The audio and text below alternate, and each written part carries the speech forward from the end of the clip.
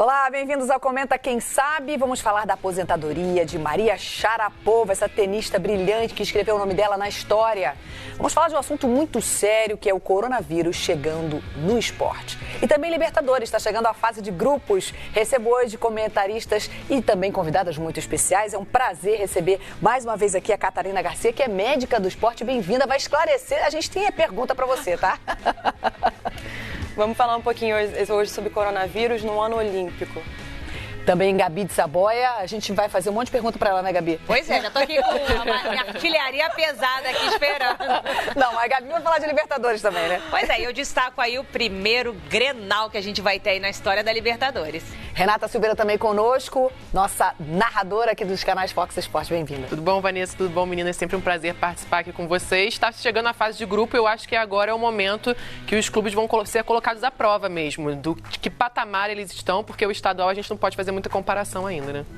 Pois é, bom, para a gente começar, esse assunto do coronavírus é um assunto que chama muita atenção no ano olímpico, né? A gente teve o carnaval, eu te confesso que no carnaval eu já fiquei preocupada porque vem gente do mundo inteiro, você não sabe aonde aquela pessoa passou, enfim, tem gente que deve estar doente, não sabe, né? E algumas pessoas têm medo de se identificar, e é um posto e de repente, vou ter que ficar em quarentena, não quero. Então, assim, é um assunto que nos preocupa, e principalmente no ano olímpico, né, Catarina? Porque tem alguma orientação específica do COB em relação a isso? Porque a gente fica numa preocupação, porque a gente está vendo os acontecimentos no mundo, né? Então, tem competições que estão sendo suspensas. A gente vai mostrar algumas coisas interessantes que chamam a atenção e ligam um sinal de alerta. As recomendações são as recomendações gerais, são as recomendações para você, porque o que acontece? O coronavírus ele é transmitido por gotículas. Então, como é que a gente pode evitar essa transmissão? No ato de espirrar, tentar espirrar da parte de dentro do braço, ou então o uso das máscaras, mas lembrando que se a máscara ficar úmida, tem que trocar a máscara, não pode colocar a mão na frente da máscara, você tem que tirá-la por trás.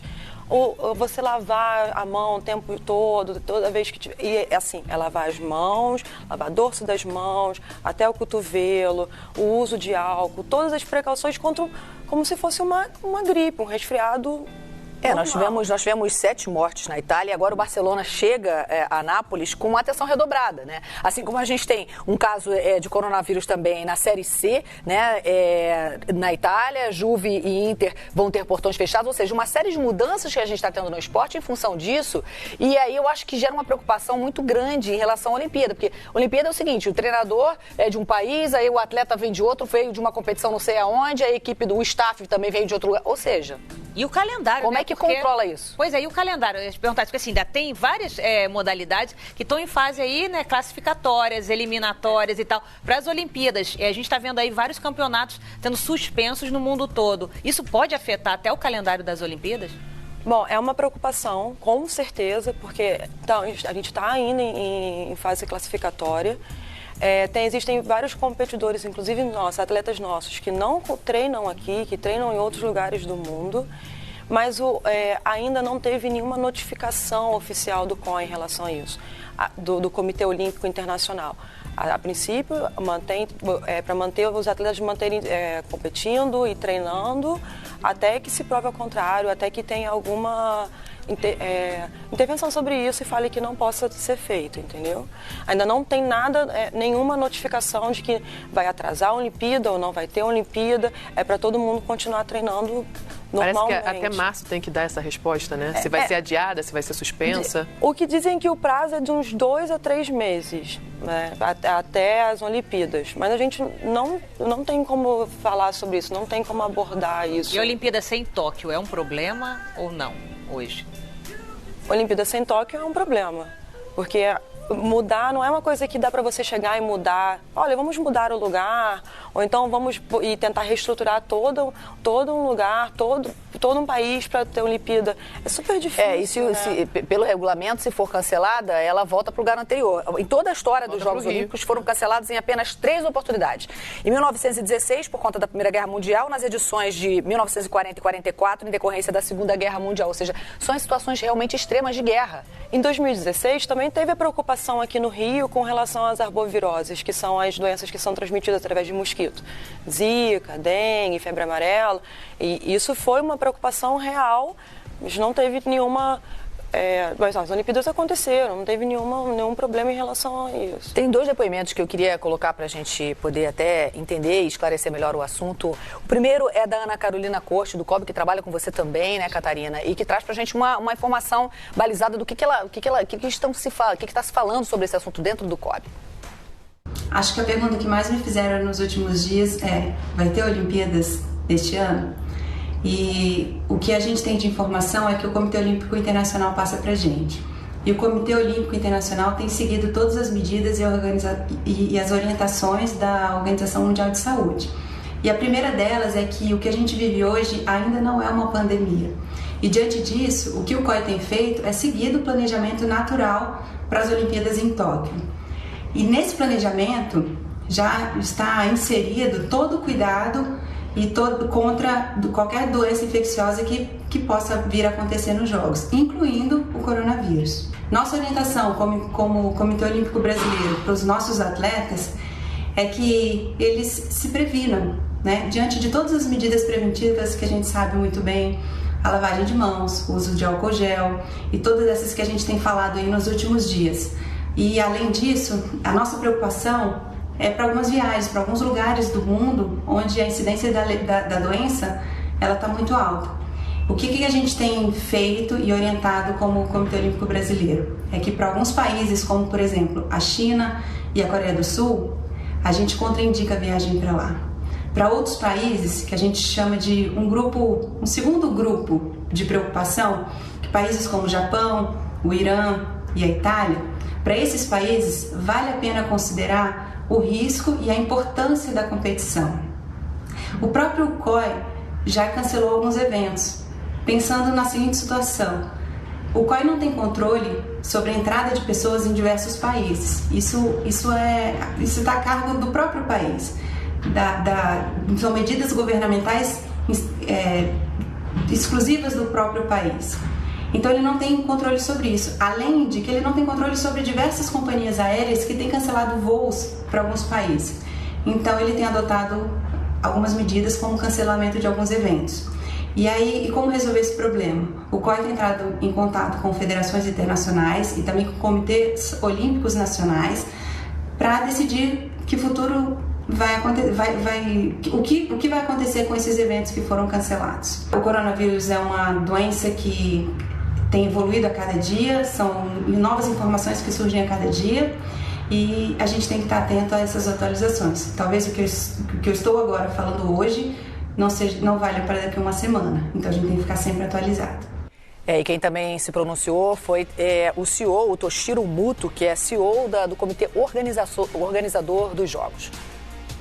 まず申し上げなきゃいけないのは我々の、基本的な考え方は予定通りオリンピック・パラリンピックを実施するということを前提にですね考えています。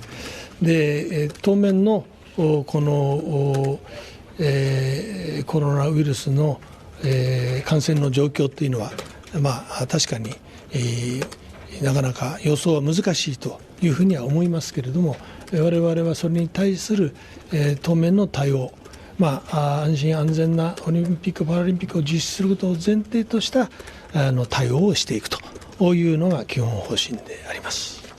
A preocupação é de todos, né? E obviamente seria uma mudança enorme ter que, né, sei lá, enfim, os jogos voltarem a ser aqui. É um transtorno. Então, acho que... se a gente tem essa estrutura, exato, né? E não é uma coisa imediata. Então, mês que vem vai ser aí, tá? Porque não temos condição. O que me assusta, assim, porque são 80 mil pessoas, né, infectadas até agora, então, mas é uma coisa que está começando, assim, eu entendo quando dizem que não é uma pandemia, ainda. Mas não está ainda controlado e está só começando. E a gente ouve casos todos diariamente de coisas que estão sendo espalhadas, né, assim, a doença aparecendo em outros países que ainda não apareceram e tal. E como a Média colocou ali, do primeiro patamar, o segundo patamar dos países. Só que os dois países, os países todos que ela citou ali, todos tiveram as competições de futebol e de outros esportes cancelados, né? Por exemplo, todos foram adiados. A tocha já está acesa, mas houve uma desconfiança inicial de que talvez não acontecesse. Porque quando a tocha começa a circular, né, vai de país em país e tal, começa a rodar, acontece isso, essa comissão toda está viajando os países. E aí acabou, enfim, tá acesa, me parece que tá o andamento normal do que seria para os jogos acontecerem, né? O que eu estou entendendo é que, assim, as competições foram adiadas até meado de março. Meado de março vamos ter outra constatação de qual é o cenário, né? Diante disso, acho que as coisas estão sendo pensadas pouco a pouco, assim, como caminhar. Enfim, também não fazer um alarde enorme, né? Mundial e depois podendo ter a competição que é tão importante, né? E acho que o que mais assusta nesse momento é a velocidade que essa doença passa, né? Que a gripe passa de uma pessoa para outra, né? É porque ela é muito transmissível. E você transmite em fases que você está sem sintoma. Então, ela é muito mais transmissível do que letal, do que o H1N1, entendeu? Só que você perde o controle, ainda mais por isso, por você não ter sintomas e você estar transmitindo a doença. Entendeu? E essas competições pré-evento vão ficar prejudicadas, porque dependendo de onde elas aconteçam, se tiver um nível alto de casos... Assim, está tudo muito recente, né? Tantos dos fatos epidemiológicos, quanto do que vai ser feito. E a gente está observando isso, que cada vez mais estão fazendo mais fronteiras, cada vez mais tendo mais, como no jogo que vai ter do Juventus... A preocupação é enorme em relação a preocupação sem público, fechou, não vai entrar mais ninguém. Vai ter jogo, mas não vai entrar ninguém. E não tem muito o que fazer mesmo. O vírus não... É basicamente isso, e vacina. A gente tem a informação aqui da Liga de Futebol Profissional do Japão, anunciou nessa quinta-feira o adiamento dos jogos da Copa da Liga e das 3 divisões do Campeonato Nacional marcadas para essa sexta-feira, né? Então, assim, não aconteceu e a preocupação é enorme. Porque você tem ali, são muitas pessoas envolvidas, pessoas do mundo inteiro que vão estar num evento. Então, tudo que vem antes, eu acho que já há uma prevenção, né? A grande questão é a prevenção. Esse é o principal quesito agora, é a principal coisa, é a gente prevenir. E o tempo, né, Catarina? Temos 5 meses aí para os jogos, né? Além disso, a gente não sabe como que esse vírus vai se comportar no verão. Entendeu? Porque é um vírus típico, né, de inverno, N1, os outros tipos de vírus, tipo influenza, né? E a gente não sabe como é que vai ser isso. Mas por esse raciocínio, por exemplo, a gente não teria influenza aqui no Brasil, chegando no Brasil por conta do clima. E não é o que acontece. Mas não está chegando agora no Brasil por conta do clima. Está chegando agora pelos pacientes que estão vindo de outros países. Entendeu? E aí ela tem um índice a transmissão é super rápida, transmite para um monte de gente. Já saber se ele sobrevive aqui com calor. Vamos ver. Gente, que tenso isso. E assim, algumas coisas que tranquilizam, né, a gente com relação à letalidade, que é menor, né? E a gente tem que ressaltar e fazer mais... ficar mais enfático com relação à vacinação, principalmente da HN1, que tem a vacina e as pessoas não tomam. Lá em São Paulo, eles inclusive vão antecipar a vacinação, que normalmente é no período de maio, que é próximo ao inverno, e agora vai ser, pelo que eu li, próximo de 23 de março. Então, tomem a vacina, porque aí, quando faz a vacinação para HN1, você acaba excluindo o H1N1. E aí você já se preocupa mais com o coronavírus, fica mais fácil de fazer o diagnóstico com relação ao coronavírus. Agora, dizem também que, assim, que o difícil de detectar o coronavírus é que parece uma gripe. E quando você detecta, já está um estágio mais avançado, né? É porque é difícil você ir para o hospital porque você teve uma febre. Ou é difícil você ir para o hospital porque você está com uma coriza. Só que tem uma diferença. A febre ela vai aumentando a cada 3, 4 dias, o que é diferente das outras viroses, que elas tendem a ceder, né? Que é o que a gente fala, a febre vai cedendo. Não, a febre vai aumentando nesse período de 3 a 4 dias. Olha, a gente teve também a volta de Abu Dhabi, né, que acontece nos Emirados Árabes. Ela foi declarada encerrada 2 rodadas antes, né? Então, assim, os ciclistas estão presos lá. Os ciclistas estão lá em quarentena, porque eles identificaram que parte do staff, né, de uma das equipes participantes da competição foi confirmado, tinham 2 casos nessa equipe. Ou seja, quanto tempo essas pessoas conviveram com todo mundo que estava na competição? Como é que a gente vai saber, né? Realmente, aí todo mundo tem que ficar confinado, e é por isso que faz esse controle mesmo. Parece uma loucura, né? Porque você vai fazer o controle de todas as pessoas que encontraram, mas é o único jeito de tentar limitar, entendeu? Tentar limitar um pouco mais o vírus, ter um pouco mais de conhecimento de onde está. que é o que está sendo feito com o paciente que chegou em São Paulo, né?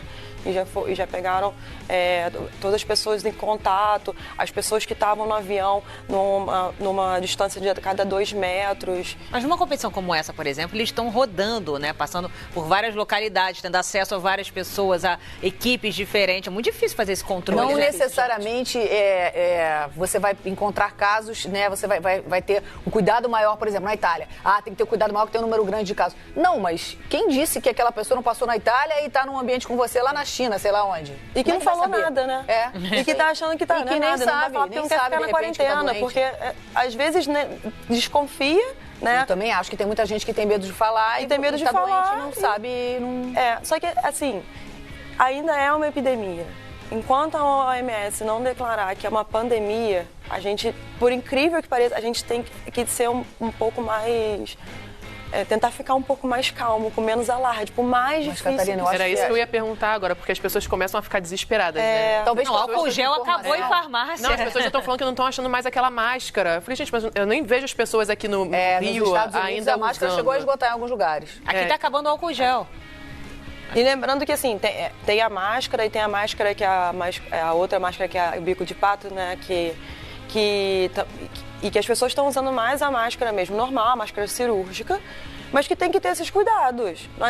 Não só para a pessoa que está contaminada, mas para a pessoa que tem com medo de contaminação. Não adianta nada também, exatamente o que eu falei no começo, não adianta nada você estar com a máscara e você colocar a mão na frente da máscara, entendeu? Não adianta nada você estar com a máscara e a máscara está úmida com contato com os gotículos. A transmissão é por gotícula. É isso que a gente tem que pensar. É isso que a gente tem que ter cuidado. Muito difícil. Os jogadores estão indo só pro treino, né? Faz o percurso só casa, treino, treino, casa. Principalmente na Itália isso. E alguns clubes também, os treinadores estão... A recomendação é que eles não se cumprimentem pelas mãos, né? Só ali no treino, ninguém se cumprimentando, ninguém se tocando. Olha, a gente tem também mais uma informação que é interessante a gente destacar. O atacante Kim Udo, de 22 anos, italiano, de origem nigeriana, que foi formado na Juventus, também foi identificado, né? Ele joga no time Pianese, que é disputa a 3ª divisão do campeonato, e foi anunciado que esse jogador havia sido diagnosticado com coronavírus. Isso, gente, gera realmente um caos. O medo entre os jogadores que convivem com ele, que estão ali todos os dias. Como é que vai saber quem pegou ou não pegou? E de quem jogou contra também, Exato. Né? É muita gente envolvida. Num estádio onde você tem, no vestiário, uma série de pessoas que trabalham no staff, né? E você está falando só das pessoas mais próximas, né? Mas é esse o controle que acho que tentam fazer do pânico, entendeu? Inclusive, principalmente agora, com o nosso tema que é com relação às Olimpíadas. É tentar evitar o pânico. Sim, e eu acho que muito pânico vem pelo fato das pessoas não conhecerem e não saberem o que fazer, né? Exatamente. A falta de informação. Eu vi porque é muito novo. Ó, por exemplo... Esse vírus, ele não está catalogado, não é isso? Ele não existe. Catalogado é a palavra certa, não sei. Não é que ele não esteja catalogado, ele existe, inclusive já estavam sendo feitos testes em cima dele, mas não era de grande conhecimento, não... Acho que é porque é uma evolução do vírus, né? E aí porque não se conhece bem. Exatamente. É porque é uma família de vírus, né? E que eles vão se dividindo. E aí o Covid-19, ele é um outro tipo, é uma outra família. Tem que ter cuidado, mas esse alarde também atrapalha um pouco o que a gente colocou aqui. As pessoas às vezes ficam preocupadas, falam assim, pô, se eu vou falar que eu tô com coronavírus, vou ficar em quarentena, vou ficar sem poder ter contato com ninguém e tal. Não, esconde. É pior, né? Tem aqueles outros casos que são piores ainda, que teve recentemente, ela queria ser atendida no posto médico, tô com coronavírus para passar na frente. Ela foi isolada. Tipo, gente, não é engraçado, não é pra fazer piada. É verdade, assim, e era desesperador. Quando começou o coronavírus na China e começaram a aparecer os vídeos e as fotos dentro do hospital, era desesperador, porque era todo mundo junto, um aglomerado de pessoas gritando. Eu falei assim, gente, não tem como isso dar certo. Vai disseminar, porque começou a ter um pânico, né, na China em relação a isso, e todas as pessoas começaram a procurar assistência, inclusive pelo medo da síndrome aguda respiratória grave, né, que leva à morte e que Estamos de volta para falar da aposentadoria da tenista Maria Sharapova. Nada mais, nada menos do que a ex-número 1 do mundo, 5 Grand Slams. Ela escreveu o nome na história, mas foi parada por lesões. Ao longo da carreira, ela teve 13 lesões. A gente queria começar esse bloco com um mapa mostrando essa arte, mostrando todas as lesões. E aí, Catarina, é interessante porque tem umas lesões que são típicas do esporte, né? Olha lá, 6 lesões do ombro direito, cotovelo direito, 1 lesão coxa, braço esquerdo, 4 lesões, tornozelo esquerdo. São movimentos repetitivos, né, Catarina? Que fazem isso. São os movimentos repetitivos, muitas das vezes a falta de fortalecimento, que não é o caso. É muito mais pelo tipo de saque. Se a gente observar, olha só, olha a quantidade de lesão que ela teve no ombro direito. Foram 6 lesões. E que foi, que é o que está sendo falado, que foi a lesão que afastou ela pelo problema de tendão, do manguito rotador. E a lesão do ombro é muito comum. A lesão do cotovelo também, inclusive quando a gente fala sobre... Que trabalha um lado só, lateral, né? Mais um lado só do que... a gente fala que a lesão do tenista, a gente fala isso, tem esse nome para esse tipo de lesão. Os entorses também, que principalmente em mulher, que a gente tem essa frouxidão ligamentar, a gente tem um pouco mais de frouxidão ligamentar, então a gente tende a fazer um pouco mais de entorse, a gente tem uma alteração de eixo mecânico de membro inferior, a gente tem o joelho mais valgo, que é o joelho um pouquinho mais para dentro. Todas essas alterações geram problemas secundários, lesões secundárias. Mas eu estava lendo uma pesquisa que são mais lesões nos membros inferiores do que nos superiores. Isso me chamou a atenção, que nos superiores acabam sendo mais crônicos. Isso. Como é o dela, o caso dela, que afastou ela com 32 anos. Mas que o número de incidência é mais no membro inferior. Eu falei, nossa, eu sempre se a gente parar achei pra que era lembrar, no membro superior. teve o Guga, pela rotação, o Guga, exatamente, pela rotação do quadril, entendeu? Eu lembrei do Guga na hora. Exatamente, falei, o Guga foi quadril. Mas eu achei tão triste que ela deu uma declaração. Como você deixa pra trás a única vida que você já conheceu? E ela posta uma foto, garotinha ainda. 4 anos. Nossa, com a raquete, aquilo dá uma dor no coração, porque como é que ela abandona a vida? Porque aquilo foi a vida dela. Ela saiu da Rússia, foi para os Estados Unidos, né? Chegou pequena com o pai dela, então ela viveu tudo aquilo. Não, foram 28 anos. Foi uma dedicação total ao esporte. E aí do nada você para, realmente... e ela com 17 anos já era uma referência, ela já era campeã mundial, ela, assim... Agora, as lesões não são de hoje, né? Ela começou a primeira lesão séria dela em 2007. Aí quando você para pra ver, são 13 anos de lesão. 13 ela teve anos esse de ombro dor, direito operado, né? Ela teve que operar, ela teve que fazer, antes de competição, ela teve que fazer um tipo de infiltração para poder conseguir competir. Né? E aí, qual a importância, a gente viu isso acontecer, por exemplo, se a gente trouxer um pouco para o futebol, de ter um departamento médico ativo, né? Ali, no tênis, eles, se machucarem, eles decidem, né? O que eu posso fazer? Eu continuo com dor? Durante o jogo, não tem muito o que fazer. No futebol você consegue substituir. E aí a gente viu isso no final do ano passado com o Flamengo, onde você teve um departamento médico muito ativo, conseguindo manter aqueles jogadores todos em condições para que eles não tivessem lesões, evitando essas lesões, para que você conseguisse ter um time completo, podendo participar de várias competições ao mesmo tempo, né? O trabalho, ele não é feito de um dia para o outro. E isso foi o que o Flamengo fez, que conseguiu trabalhar durante um bom tempo com os jogadores. E assim, depende do departamento médico, depende dos jogadores, depende do treinador. Todo mundo tem que jogar junto mesmo, porque senão não funciona. Então, assim, no momento que um treinador respeita uma conduta médica, respeita a conduta do fisioterapeuta e o médico também não é soberbo e respeita a conduta do treinador e quer que olha, ele é importante para essa competição, como foi com a Arrascaeta, olha, ele é importante para a competição, então vamos fazer de tudo para conseguir ficar com que ele esteja apto a jogar, apto a competir. E essa integração dentro do esporte é crucial. E isso foi o que o Flamengo, foi o que a gente conseguiu ver o Flamengo fazer ano passado. Agora, como o tênis é um esporte ou individual ou em dupla, né? Então, assim, a saída do atleta é muito impactante, assim. Eu acho que foi o Nadal, 1 ou 2 anos atrás também, estava no meio da competição e ele pediu para sair e não conseguiu terminar, né, a partida. Deve ser se sentir incapaz, né? Você se sente incapaz, assim, e não só o atleta, mas todo mundo que está ali com o atleta. Também o médico, o fisioterapeuta, preparador técnico, todo mundo, sabe? Quando acontece isso, quando algum atleta se machuca ou ele não consegue terminar uma competição por lesão, todo mundo sofre, sabe? E essa é uma coisa que o esporte tem, né? Que todo mundo sofre junto, ganha mas junto. é diferente, por exemplo, assim, o Arrascaeta, assim, não minimizando a dor dele, mas o Flamengo pôde continuar, né? O Rafinha, aconteceu aquilo, o Flamengo assim, pôde o tenista continuar. só depende dele. Acabou. Né? O cara pediu pra sair, acabou a competição, deu vitória pro outro. Né? E ele, tipo, não tem mais condições. Agora você imagina como que ele não tava. Nossa. Ele chegou no limite. Pra ele chegar, pra tomar essa decisão, pra chegar né? na decisão e falar, não consigo mais competir. Olha, por exemplo, o Honda chegou ao Brasil com um staff, uma equipe, ele treina separado, ele tem um preparador físico, ele tem realmente uma preocupação com essa preparação física dele que vai além do que o clube já oferece. E o que a gente vê, se a gente comparar com o que a gente tem hoje num quadro de Cristiano Ronaldo, que é um super atleta, ele tem uma preparação que vai além do clube. É um cara que treina nas férias. Então, quando você vê um Honda chegando com esse aparato todo, tem um motivo para ser, né?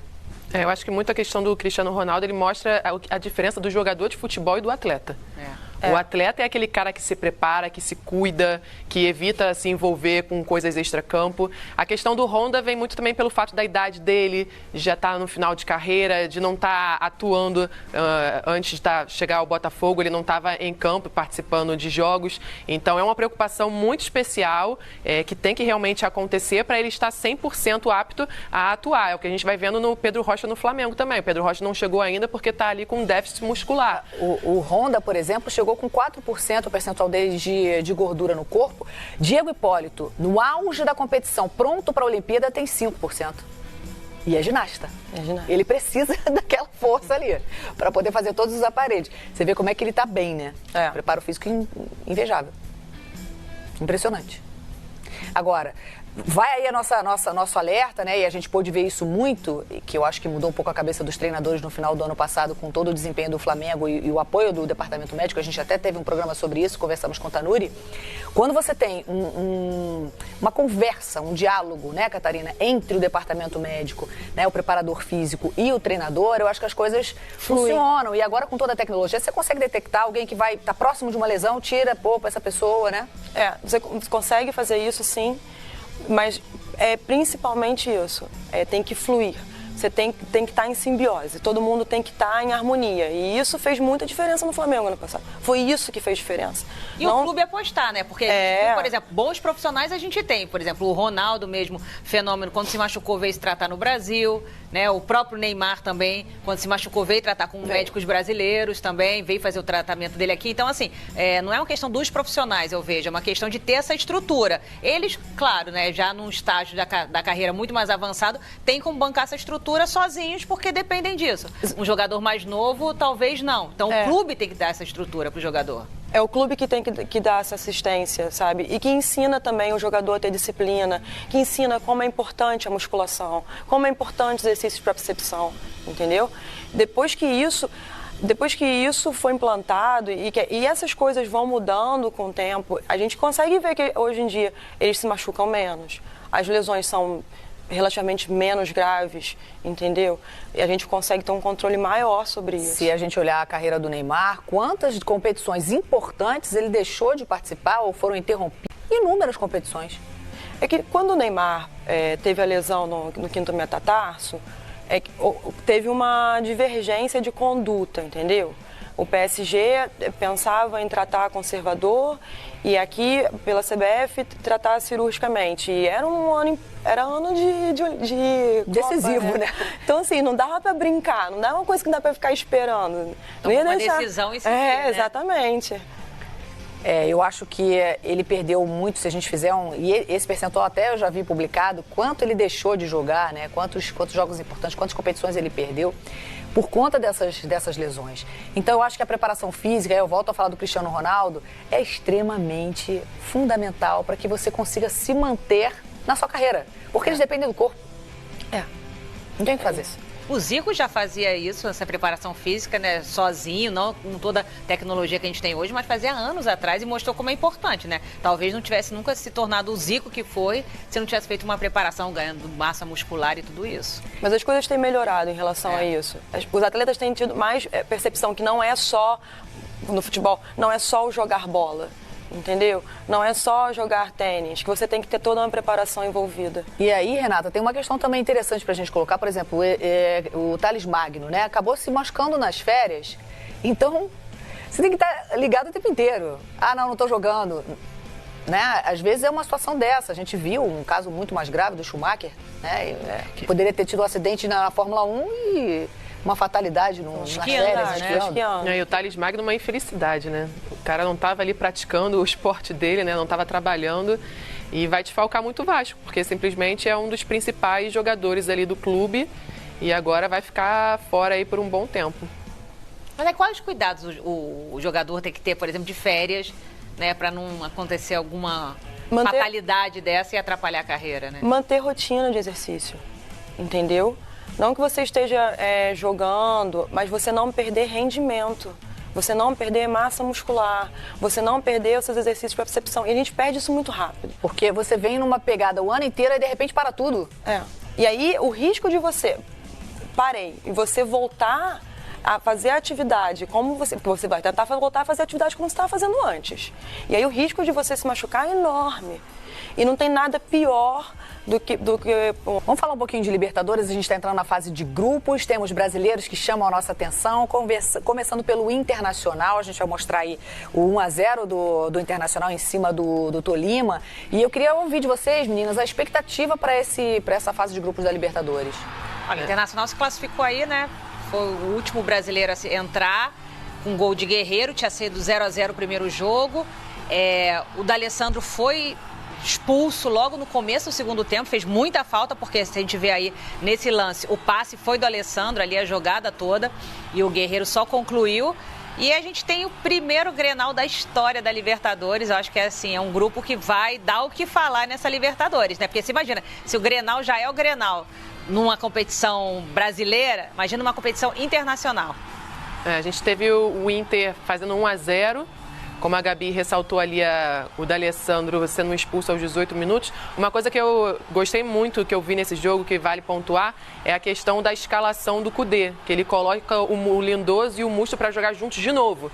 E aí no início do jogo ele já começa a ouvir vaias ali e ele percebe, os 30 minutos do primeiro tempo que já não está dando certo, ele faz a primeira modificação. Ele tira o Lindoso e coloca o D'Alessandro. Então isso já mostra uma diferença de personalidade do técnico, né? Porque geralmente a gente vê o técnico fazendo aquelas modificações pontuais, substitui aos 15 minutos do segundo tempo, aos 20, depois aos 30, 40. Não, deu ali 30 minutos, já está vendo que não está funcionando, claro, é um jogo que vale. Se fosse com certeza uma competição de pontos corridos, talvez ele não tivesse feito essa modificação ainda no primeiro tempo. Então ele coloca o D'Alessandro, a jogada, como a Gabi falou também, foi o passe dele, lembrando que começou antes com o Marcos Guilherme, então acho que funcionou demais o Marcos Guilherme junto com o D'Alessandro. A gente já falava em outros programas aqui também a questão da idade do D'Alessandro e do Guerreiro, né, que já são jogadores ali mais velhos. Quase 40, né? E o Marcos Guilherme, ele chega para dar essa intensidade ao time do Internacional, e a Gabi pontuou também, teremos Grenal, 2 logo na fase de grupos. Isso vai ser interessantíssimo. É horrível a gente ver 2 brasileiros disputando uma vaga, mas vai fazer o quê? Eles podiam estar em grupos diferentes, mas vale também a expectativa do grande clássico, né? Um grande clássico desse na Libertadores, assim. E lembrando que a final da Libertadores é no Brasil, né, esse ano. Então, vai ser emocionante. Vai ser emocionante. Então, a gente tem aí 7 times brasileiros disputando para estar aqui no Maracanã, nessa final daí da Libertadores. Tem algum time que vocês destacariam? A gente vai ver os grupos agora. Eu queria que vocês dessem... É difícil pedir palpite, né? A gente sempre acaba, no final das contas, ficando tenso para dar palpite. Mas vamos lá. No grupo A, Flamengo, Independente Del Valle, o Júnior Barranquilla e o Barcelona. É um grupo difícil? O Independente Del Valle, o Flamengo teve a oportunidade de conhecer agora, né? Fez 2 jogos. É um time muito bem organizado, é um time que tem um técnico estrangeiro, é um time muito organizado, tem o Barcelona de Guayaquil, que fez uma ótima fase de grupos agora, e o Júnior de Barranquilla, que a gente sabe que não é um time bobo. Que é um time que sempre dá trabalho, vem ali, né, na Libertadores. Então, assim, o Flamengo é favorito desse grupo? O Flamengo é super favorito em qualquer competição que entrar nessa temporada. Mas não é fácil. Na verdade, a Libertadores não tem jogo fácil, né? Não, e começou bem o ano o Flamengo, né? Vamos dar uma olhada aí nos outros grupos, então. Tá aí, olha, Palmeiras, Bolívar, Tigre e Guarani é o grupo B. Me parece o grupo mais fácil. O Guarani foi que tirou o Corinthians, né? Exatamente, poderia ser Palmeiras e Corinthians aí nessa... O Tigre, segunda divisão de campeonato argentino, tem a Bolívar ali também, acho que também é um Palmeiras super favorito nesse grupo B. No grupo C, a gente tem o Atlético Paranaense.